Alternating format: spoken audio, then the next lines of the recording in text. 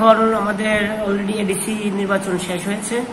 তো already ADC নির্বাচনে হাজার হাজার মানুষ বিভিন্ন সমাবেশ, জনসমাবেশ, মিছিল, মিটিংয়ে অংশগ্রহণ করেছে এবং ত্রিপুরা রাজ্য ছাড়া ভারতবর্ষের বিভিন্ন রাজ্যে করোনার প্রভাব অনেকটাই বেড়ে গেছে। তার সঙ্গে সঙ্গে ত্রিপুরা তো লাস্ট 15-20 দিনে করোনার যে পজিটিভ রোগীর সংখ্যা ডেলি বাড়ছে। তার সঙ্গে পাল্লা দিয়ে আমাদের জিরানিয়া সাব ডিভিশনে গত 9 তারিখ অব্দি 32 জন অলরেডি আক্রান্ত হয়ে গেছে পজিটিভ, যারা হোম আইসোলেশনে আছে।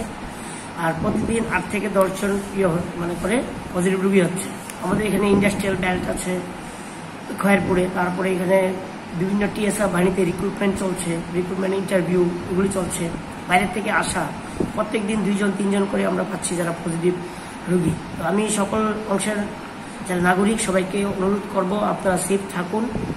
অলরেডি আমরা টেস্টিং শুরু হচ্ছে, বিশাল পরিমাণে টেস্টিং করা হবে। 45 বছরের উপরে যারা আছেন সকলে এবং নিয়ারেস্ট যে হসপিটাল আছে গিয়ে আপনারা ভ্যাকসিন নেবেন।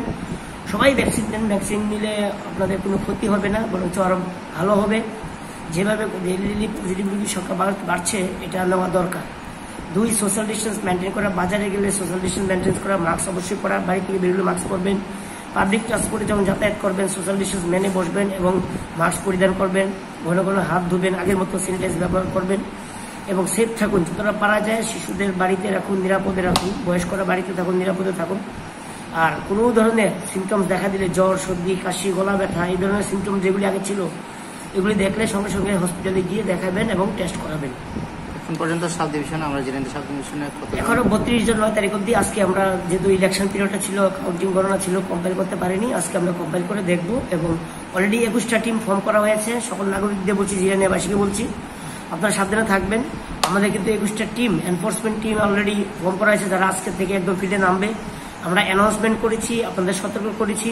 এখন কিন্তু যাদেরকে পাবো মাস্ক ছাড়া এবং সোশ্যাল ডিস্টেন্স মেনটেন ছাড়া যে দোকানদাররা করবে তাদেরকে পেনাল্টি করা হবে 200 টাকা প্রথম পেনাল্টি। যদি দ্বিতীয়বার পেনাল্টি করতে হয় 400 টাকা। কোনো দোকানদার যদি সোশ্যাল ডিস্টেন্স মেনটেন না করে উনি বিক্রি করেন জিনিসপত্র বা কাস্টমারদের দাঁড়াতে দেন দোকানের সামনে 1000 টাকা ফাইন করা হবে। এটা অলরেডি অ্যানাউন্সমেন্ট করা হয়েছে 3 দিন ধরে।